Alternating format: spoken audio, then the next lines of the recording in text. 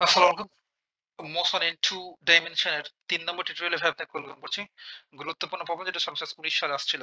Define steam function. Steam ফাংশনটাকে আমাদের define করতে বলছে বা সংজ্ঞা দিতে বলছে। এটা আপনি বই থেকে দেখে নেবেন। So that the steam function is constant along the steam line. এবং এই স্টিম ফাংশনটা বা স্রোত ফাংশনটা স্রোত রেখা বরাবর যে কনস্ট্যান্ট হয় সেটা আমাদের দেখাতে বলছে। কাজটা শুরু করতে পারি এখন আমরা সলিউশন।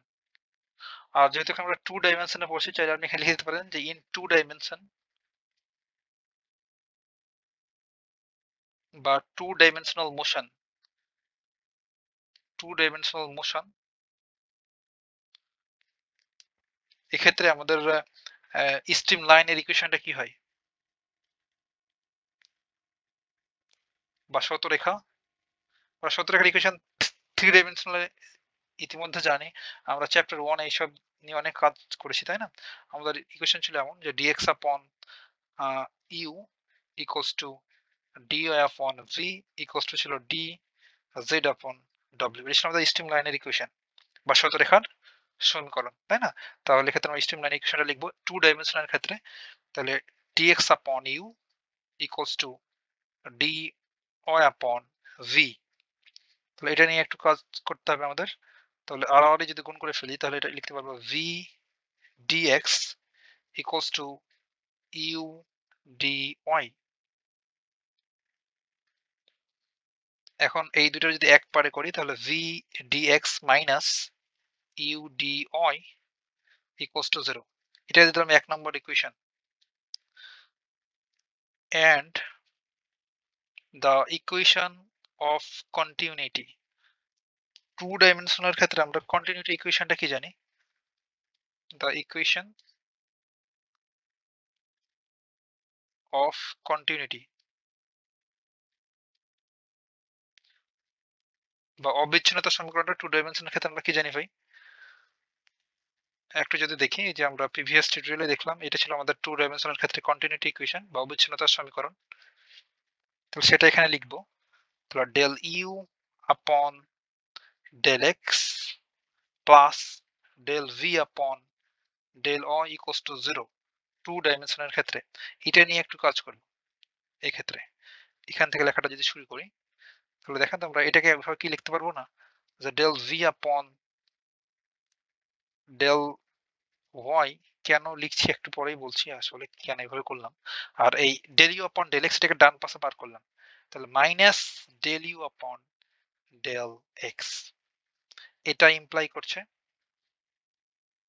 যে del v upon del Y equals two এটাকে একটু সুন্দর করে লিখতে পারি যে এই মাইনাসটাকে ভেতরে দিয়ে দিলাম del minus you upon del x এসব করার একমাত্র কারণ হচ্ছে ভাই কারণ আমরা যে একজ্যাক্ট ডিফারেন্সিয়াল ইকুয়েশনের যে কনসেপ্টটা নিয়ে কথাবার্তা বলছিলাম প্রিভিয়াস টিউটোরিয়ালে সেটা ইউজ করব আমাদের এমন ছিল না যে m dx plus n d equals to 0 যদি একটা ডিফারেন্সিয়াল ইকুয়েশন হয় তাহলে সেটাকে আমরা একজ্যাক্ট ডিফারেন্সিয়াল ইকুয়েশন বলতে পারবো যদি এমন হয় যে এই এমটাকে যদি আমরা y এর রেসপেক্টে পার্সিয়াল ডেরিভেটিভ করি যা পাবো এই n কে যদি আমরা x এর রেসপেক্টে পার্সিয়াল ডেরিভেটিভ করি দেন এই দুটো যদি আমাদের ইকুয়াল হয়ে যায় তখন আমরা এই ইকুয়েশনটাকে লিখতে পারবো এই ফর্মে যে v dx minus u D equals to 0 এখন দেখেন তো ভাই আমাদের 1 নম্বর ইকুয়েশনটা কি আছে যে v dx minus u D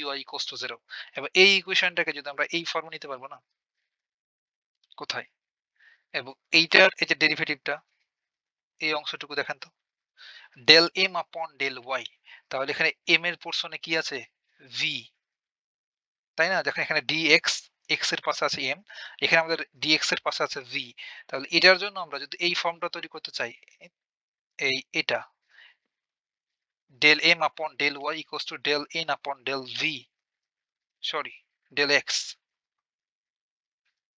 এইটা যদি তৈরি করতে চাই তাহলে কি করতে হবে আমাদের এখানে এম এর মতো কাজ করছে ভি আর এখানে আমাদের এন এর মতো আছে ইউ তাহলে এইটার এই ইকুয়েশনটা হচ্ছে এটা কিনা দেখেন তো একটু যে ভি কে আমরা ওয়ার এক্সপেক্টেড পার্সিয়ালি ডেরিভেটিভ করব তাহলে V del v upon del Y equals two এইটা দেখেন আমাদের এই ইউ ইউ এর সামনে মাইনাস আছে, এখানে প্লাস ছিল, সেহেতু এই মাইনাসটা শুদ্ধ নেবে, তাহলে del minus you upon del x.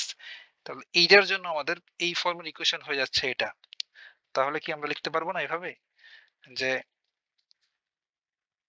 একটু কথাবার্তা এখানে চাইলে লিখা যায়, তার জন্য আমরা লিখতে পারবো যে what is the condition that the left hand of এই যে 1 নম্বর ইকুয়েশনের যে লেফট হ্যান্ড সাইড এটার জন্য এটা স্যাটিসফাই করছে, সেহেতু আমরা লিখতে পারবো এইভাবে যে therefore v dx, বইতে একটু কথাবার্তা লিখা আছে, চাইলে আপনি এটা লিখবেন, আর না লিখলে কোনো প্রবলেম নাই, আপনি therefore দিয়ে v dx minus u dy। আর বাংলাতে ভাই আপনার বইতে লিখা আছে, আমি জাস্ট সুবিধার জন্য ইংলিশে এখানে লিখছি আর কি, তাছাড়া কিছু না। এর সমান লিখতে পারবো আমরা ডি সাই। এখন আপনি হয়তো বলবেন যে ভাই, যে আপনি এই কন্ডিশন থেকে এটা লিখলেন ঠিক আছে, বাট এই ডি সাইটা কোত্থেকে আসলো সেটা নিয়ে কথাবার্তা বলবো। এটা দেখে আমরা কিন্তু এই 1 নম্বর ইকুয়েশনটা লিখে ফেলতে পারলাম। কারণ এটা এই ফর্মকে বা এক্সাক্ট ডিফারেনশিয়াল ইকুয়েশনকে সে যে কন্ডিশন সেটাকে স্যাটিসফাই করছে তাই। বাট হচ্ছে যেমন ডি সাই কিভাবে লিখলাম? ডি সাইটা লেখার কারণটা হচ্ছে যে আমরা এই সাই তো প্রত্যেকে চিনি এখন, তাই না? সাইটা হচ্ছে ভাই আমাদের স্ট্রিম ফাংশন। আর স্ট্রিম ফাংশন ছিল আমাদের এক্স এবং ওয়াই এর ফাংশন, তাই না? এখন এই সাইকে যদি আমরা টোটাল ডেরিভেটিভ করি পার্সিয়াল ডেরিভেটিভ এর মাধ্যমে, তাহলে আমরা জানি যে এই সাই যেহেতু আমাদের এক্স এবং ওয়াই এর ফাংশন, সেহেতু সাইকে যখন আমরা এক্স এর রেসপেক্টে ডেরিভেটিভ করব পার্সিয়ালি, তখন এটাকে আবার টোটাল ডেরিভেটিভ ডিএক্স করতে হবে। অর্থাৎ পার্সিয়াল ডেরিভেটিভের মাধ্যমে টোটাল ডেরিভেটিভ লিখা, এটা আমরা পিডিই পার্সিয়াল ডিফারেন্সিয়াল ইকুয়েশনে কোর্সে এগুলো এসব আদ্যপান্ত দেখেছি, সেটা আপনার মনে থাকার কথা। এখন del psi upon del Y একবার এক্স এবং ওয়াই এর এক্সপেক্টে করলাম, কারণটা হচ্ছে যে এই আমাদের সাইটা হচ্ছে এক্স এবং ওয়াই এর ফাংশন। এখন যেটা লিখছি সেটা মূলত পার্সিয়াল ডেরিভেটিভের মাধ্যমে টোটাল ডেরিভেটিভ করা, এটা লিখব ডি ওয়াই। এখন দেখেন তো আমাদের এই del psi upon del x, এটা কি ভি না? এটা ডেফিনেটলি ভি। আর এই যে ডিএক্স আর del psi upon del Y, এটা হচ্ছে আমাদের minus u then d Y.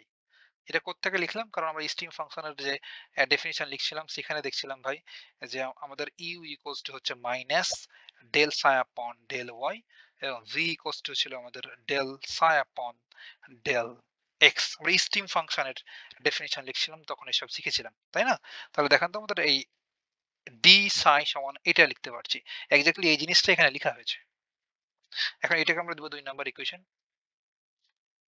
এটাকে 2 নাম্বার ইকুয়েশন দেওয়ার পর আমরা চাইলে সুন্দর করে লিখে ফেলতে পারি এটা, যে v dx minus u d y equals to এই ডি সাই সমান এই অংশটুকু লিখে ফেলবো।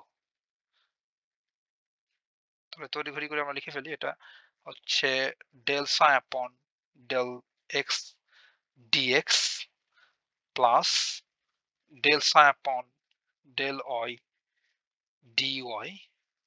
এখন বোথ সাইড থেকে যদি ওটা ইকুয়েটিং করে ফেলি, এখন এই ডিএক্স এর সহগ এখানে ভি, আর ডান পাশটা তো ডিএক্স এর সহগ হচ্ছে del psi upon del x, আর এখানে ডেল ওয়াই এর সহগ হচ্ছে মাইনাস ইউ, এই ক্ষেত্রে ডেল ওয়াই এর ডি ওয়াই এর সহগ হচ্ছে del psi upon del Y. তাহলে লিখে ফেলবো সুন্দর করে। তাহলে দ্যাট ইজ আমরা কি পাই, ভি ইকুয়ালস টু হচ্ছে del psi upon del x এবং ইউ ইকুয়ালস টু হচ্ছে আমাদের minus del psi upon del Y. তাহলে আমরা ইতিমধ্যে জানি যে দিস ফাংশন, এই যে সাই, এটাকে আমরা কি বলি ভাই? এটাকে বলি stream function is called stream function or current function আপনি লিখতে পারেন। এখন আমরা কি করতে পারি, নাও যে আমাদের ইকুয়েশনটা ছিল 1 নম্বর ইকুয়েশন, সেটাকে আবার লিখবো, যে ছিল আমাদের v dx minus u d y equals to 0। দেখাবো 1 নম্বর ইকুয়েশন, এই যে 1 নম্বর ইকুয়েশনটা এইটা, এটা এখানে লিখলাম। এখন আবার v dx minus u d y, এটা সমান আমরা ডি সাই লিখতে পেরেছিলাম, তাহলে এটার পরিবর্তে আমরা চাইলে ডি সাই লিখতে পারবো, ডি সাই, আর ডান পাশটাতে সাথে 0, যেহেতু 0 সেহেতু 0 করে জাস্ট একটা কনস্ট্যান্ট দ্বারা রিপ্লেস করে ফেলতে পারবো। সরি, এখন আমরা বোথ সাইডে যদি ইন্টিগ্রেশন করি, ইন্টিগ্রেশন করলে ইন্টিগ্রেশন আর ডেরিভেটিভ নাই হয়ে যায়, দেন একটা সাই হয়, আর ডান পাশটাতে এটা ইন্টিগ্রেশন করলে হবে সি, জিরোকে ইন্টিগ্রেশন করলে সি, তাই না? এটা কনস্ট্যান্ট হয়ে গেল। তাহলে দেখেন তো আমরা সাই ইকুয়ালস টু কনস্ট্যান্ট পেয়ে গেছি না? তাহলে আমরা বলতে পারবো therefore the steam function psi steam function or psi দ্বারা ডিনোট করি is constant along steam line, constant along steam line।